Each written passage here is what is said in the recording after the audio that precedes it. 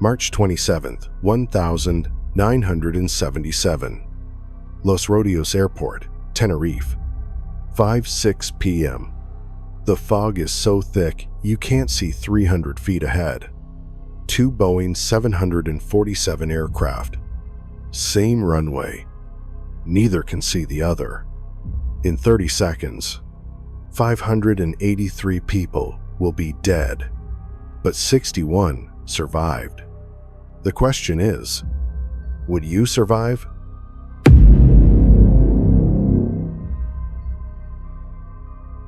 Close your eyes. You are on Pan Am Flight 1736, Los Angeles to Gran Canaria. Seat 29B. A 12-day Mediterranean cruise awaits you. This is supposed to be the trip of a lifetime.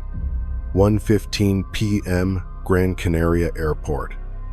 A bomb detonates. Canary Islands Independence Movement. 8 people injured. Airport closed.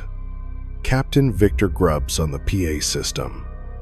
Ladies and gentlemen, due to a security situation at Gran Canaria, we've been diverted to Tenerife. This is just a precaution. We'll be back in the air shortly. But Tenerife wasn't ready. Los Rodeos Airport. Designed for small regional aircraft. Currently holding 5 Boeing 747 seconds. The problem? Only one runway. The taxiway is blocked by parked planes. Departing aircraft must taxi on the runway itself, and visibility is dropping. 500 meters, 300, 100. No one can see anything.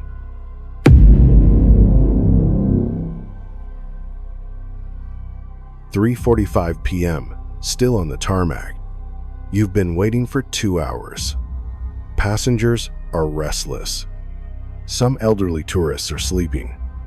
The couple next to you says, "At least we'll make the cruise ship." Meanwhile, KLM Flight 4805. Captain Jacob Veldhuizen van Zanten, KLM's chief flight instructor. 11,700 flight hours. Literally the face of KLM in advertisements. He decides to refuel at Tenerife. 35 minutes of additional delay. Why? Save time at Gran Canaria later. This decision delays your departure. 4:30 p.m. You notice through the window. Thick fog rolling down from the mountains. Visibility 500 meters, 300, 150. The airport has no ground radar. The control tower cannot see aircraft on the runway. 5:02 p.m. Tower.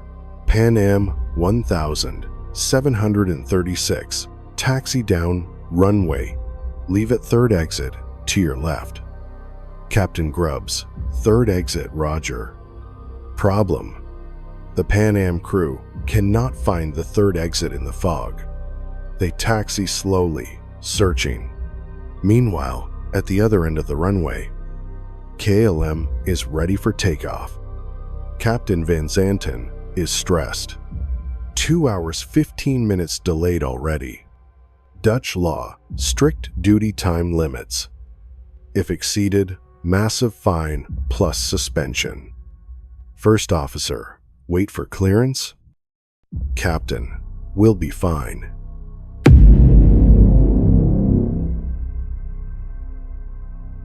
Decision point number 1.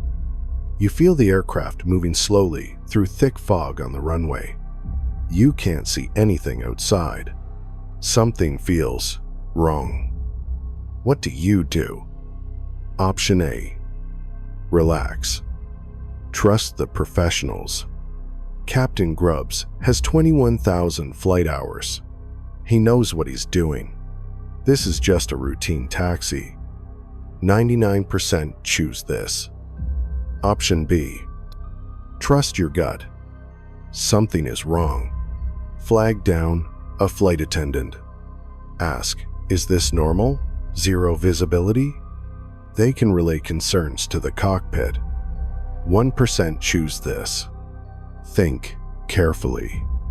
Comment A or B. Your choice matters. Reality. In seat 29A, Florence, 88 years old. In seat 29C, her daughter, 62. Both asleep. Both chose A by default. In 90 seconds, their choice will determine if they live or die. Most passengers chose A.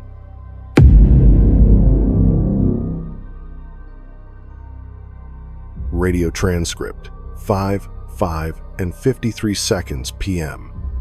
KLM First Officer, we are now at takeoff. Ambiguous, not standard phraseology. Tower, okay, stand by for takeoff. I will call you. But the KLM captain heard only, okay. Simultaneously, signal overlap. Pan Am, we're still taxiing down the runway. Result, heterodyne squeal. KLM cockpit, heard nothing from Pan Am. 5, 6, and 0 seconds p.m. Captain Van Zanten, advances throttles to full power. KLM flight engineer, is the Pan Am clear? Captain Van Zanten, oh yes. Emphatic, he believes it. Speed, 0, 50, 100, 150 knots. Distance traveled, 0, 500, 1,000 meters. Same moment, Pan Am Flight 1736. Still on runway, searching for the exit. Speed, 5 knots, walking pace. First Officer Bragg, squinting. I think that's the third one. Captain Grubbs, let's keep going. They cannot see. KLM barreling toward them at 160 miles per hour. Only 2,000 feet away. Closing in 8 seconds. 5, 6, and 8 seconds p.m. Captain Grubbs sees lights. There he is. Look at him. That son of a bitch is coming right at us. Distance, 700 feet. Time to impact, 4 seconds. Captain Grubbs, desperate action. Full left rudder, get off the runway. Pan Am lurches left toward grass. But the 747 is too big, too slow. KLM captain sees Pan Am, pulls yoke back hard, tries to take off early, but the 747 needs 3,000 more feet to fly. Impact, unavoidable.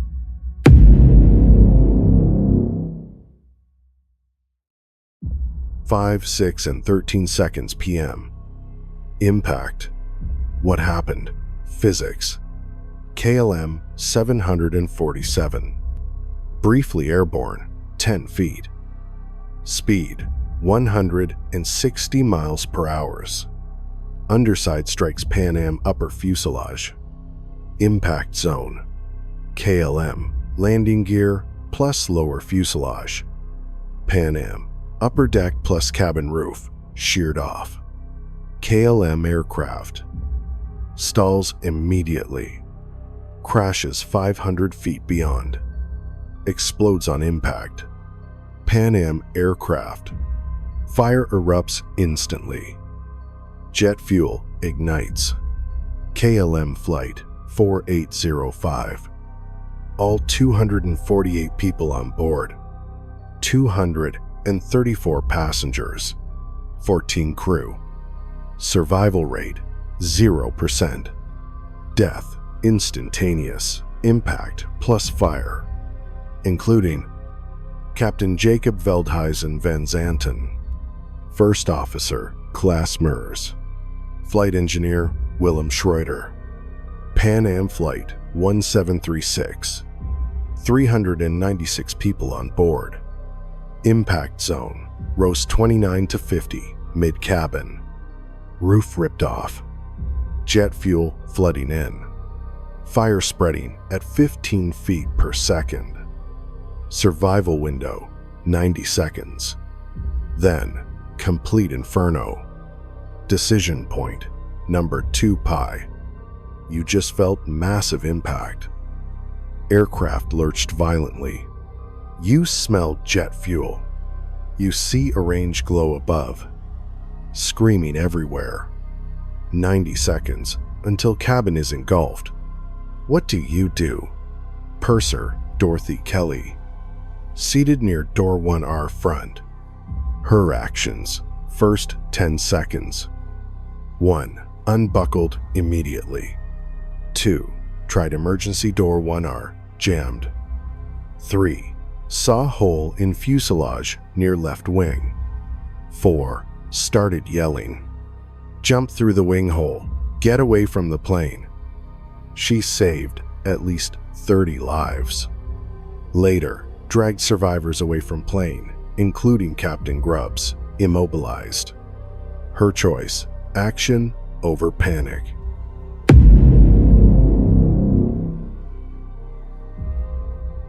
Option A, freeze. Shock paralyzes you. This can't be real. Wait for instructions. Wait for crew. Result: smoke inhalation in 45 seconds. Fire reaches your seat in 90 seconds.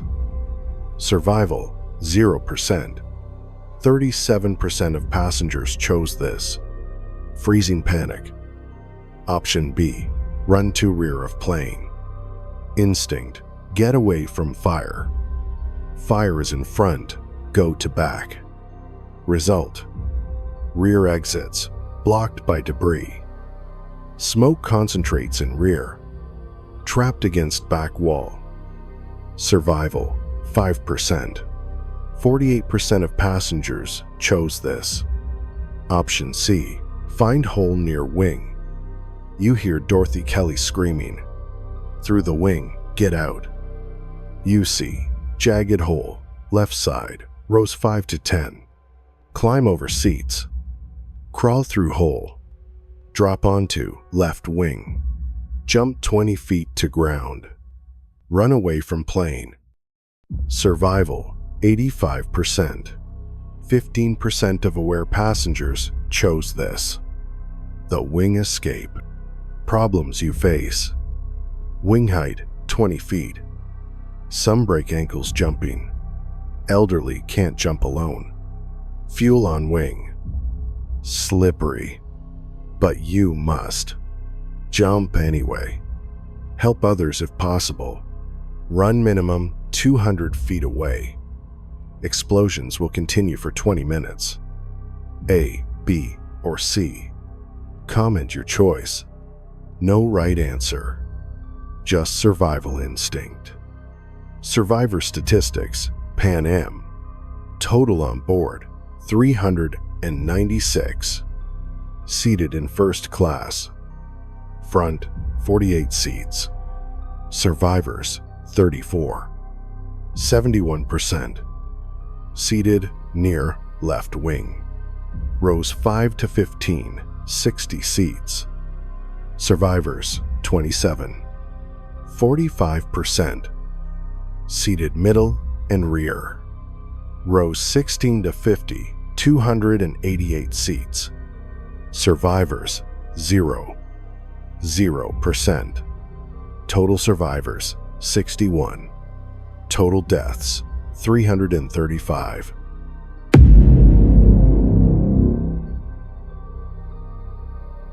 On the ground, 5:07 p.m. 1 minute after impact. 61 survivors scattered around wreckage. Many injured. Burns, broken bones. Some in shock, wandering. Dorothy Kelly still pulling people away. First Officer Bragg, broken ankle, helping. Problem: the tower doesn't know there are 2 planes. Fog too thick to see from tower. Emergency vehicles go to KLM first. Secondary explosions. Engine explosion, 5:09 p.m. 3 minutes after impact. Dorothy Kelly's account. We saw people still inside looking out. Then, the engine exploded. The front section collapsed over on its side like a beached whale giving up. Anyone still inside? Zero survival. Seat 29A and 29B. Florence Spar, 88 years old. Helen Vernon, 62 years old, daughter. Both sleeping when impact occurred. Status: did not survive. They chose A by default. Shock paralyzed them. Bodies found in seats, still together. Rescue response delayed. 5:15 p.m., 9 minutes after crash. Firefighters find KLM wreckage first. Assume only one plane crashed. 5:23 p.m., 17 minutes after crash. Discover Pan Am 500 feet away in fog. Second wave of ambulances called. Initially, 70 survivors transported. Final, 61 survived injuries. 9 died in following weeks. Santa Cruz Hospital, Tenerife. 61 survivors. 23 critical condition, severe burns. 31 serious, broken bones, smoke inhalation. 7 stable. March 29th. 2 days later, U.S. Air Force. C-130 evacuates survivors. Transport to Las Palmas, then USA. Last survivor died May 7th, 1977. 6 weeks after the crash.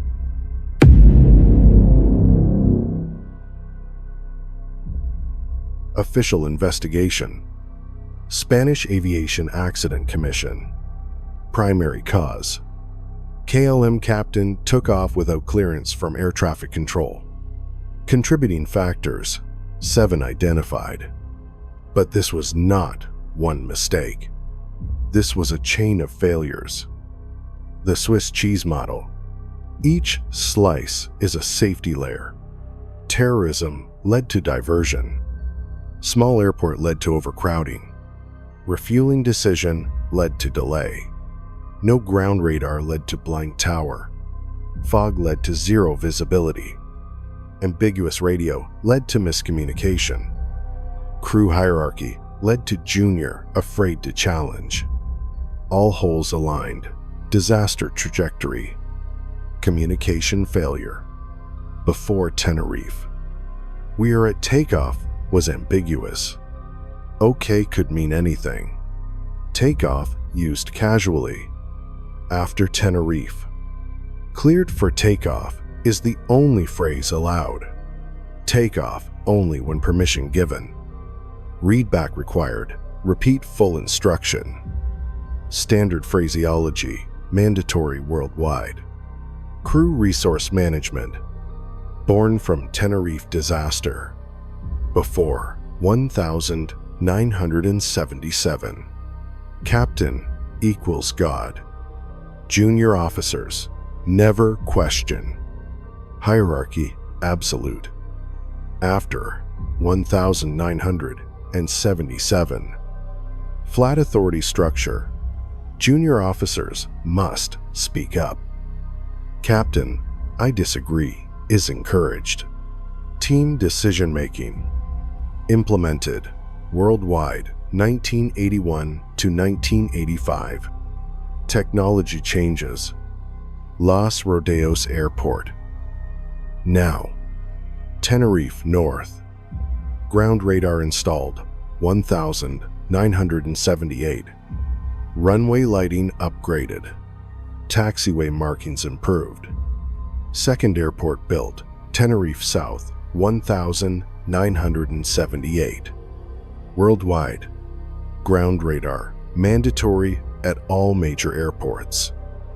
Low visibility procedures, strict protocols. Runway incursion warnings, standard. Human factors. Captain Van Zanten's pressure. Dutch duty time limits, very strict. Penalty, €50,000 fine plus suspension. He was 2H, 15M delayed already. Borderline exceeding limit. This pressure was contributing factor. Changed. Duty time rules, more flexibility. Safety always overrides schedule. Delay acceptable culture.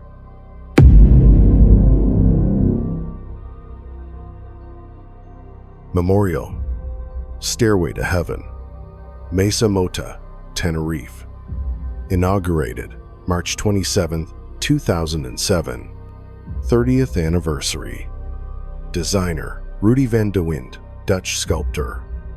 18-meter spiral staircase. Steps ascend to infinity, then cut off suddenly. Symbolizes lives interrupted. 583 names engraved. Impact on aviation safety. After Tenerife, 1977 to 2024. Accident rate down 95%. Fatal crashes from 40 per year to 2 per year.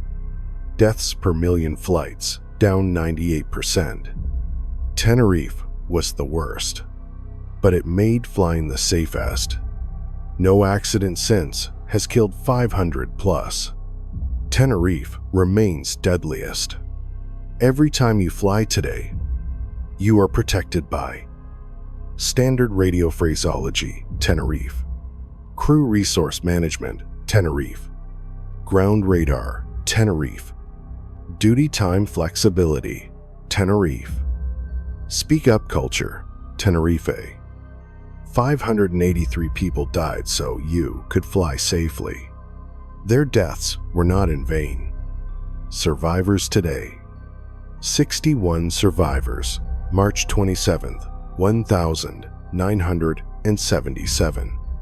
Estimated still alive in 2024, 15 to 20. Many wrote books. Never wait for the fire truck, David Yeager. Terror at Tenerife, Norman Williams. Dorothy Kelly, awarded for bravery. Passed away, 2016, age 77. Their stories, lessons in survival psychology. The lesson: survival is often determined in seconds. Trust your instinct. Don't freeze. Act immediately. Help others if possible. Knowledge plus decision plus action equals survival. Would you have made the right choice?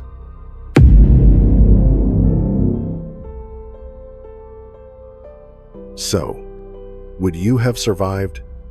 Let's count your choices. Decision number 1. Did you speak up, A or B? Decision number 2. Did you act in first 10 seconds? Decision number 3. Wing hole or rear, A, B, or C? Survival probability. If you chose Decision 1, B, speak up, plus 15%. Decision 2, act under 10 seconds, plus 40%. Decision 3, C, wing hole, plus 30%. All correct choices, 85% survival chance. Reality, only 15% survived, 61 out of 396. You had to beat 85% of passengers. In the comments. 1. Your decisions. Number 1, 2, 3. 2. Do you think you survived? 3. What was your hardest choice? I'll respond to every comment in 24 hours. Goal: 1,000 comments. If we hit it, I'll reveal optimal survival strategy for 10 different disasters. Subscribe if you want to survive. Hit the bell, get notified. Next video, another impossible choice. Remember, your decisions in seconds can determine if you live or die. Would you survive?